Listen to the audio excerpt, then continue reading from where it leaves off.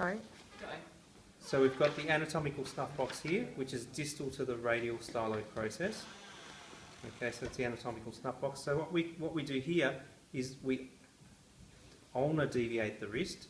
Okay, and when we do that, so we should feel the scaphoid bone coming up towards our finger. So here I can feel a depression, and when I do that, I can just feel the scaphoid bone coming up.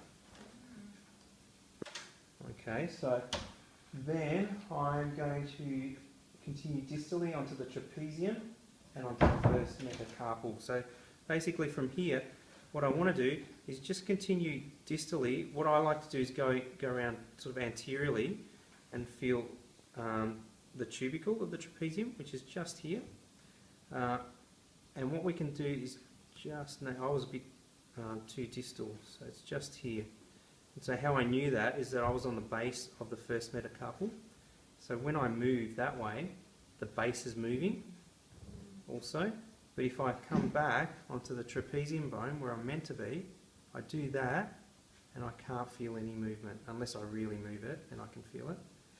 And if I stay in between the two structures, I'm in the joint line, so I can feel it opening and closing the little joint between the two bones. Okay, so the trapezium bone, and I'm right on the tubercle of the trapezium, and then here the base of the first metacarpal, and so I can palpate along the shaft to the head of the metacarpal, just here.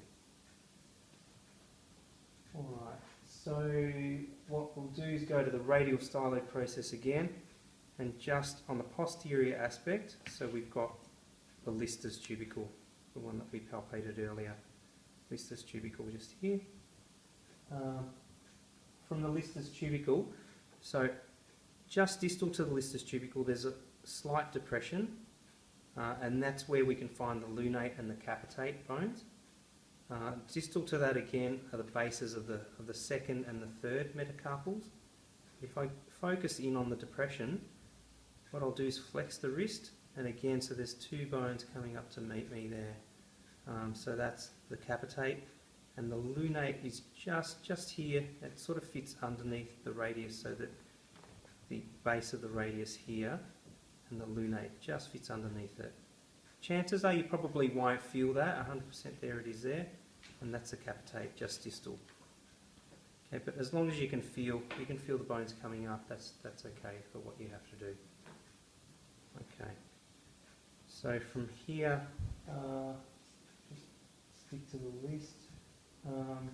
So approximately and identify the inferior radial ulnar joint line. So here, probably not an important aspect of the palpation sequence, but if you find the ulnar styloid process and just medial to that, if you pronate and supinate, you might be able to feel a little joint there. So there's the joint line here.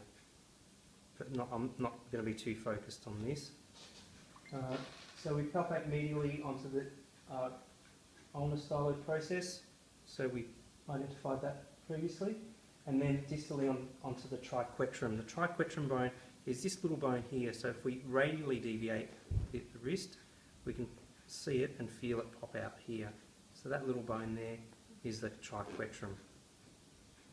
Okay, what we're going to do now is spin around onto the anterior aspect, and just on the corner, so this is the wrist crease here, and just go right to the very corner, and you'd be able to feel a little round bone here. That's the pisiform bone. Pisiform bone. Okay, and then what I'm going to do is just going to relax my hand, and I'm going to draw an imaginary line from the pisiform to the tip of the thumb. So there, and I'm going to just go along that imaginary line around about 1 centimetre or just over 1 centimetre, and there I can feel the hook of the hamate. So that's buried underneath some muscles here.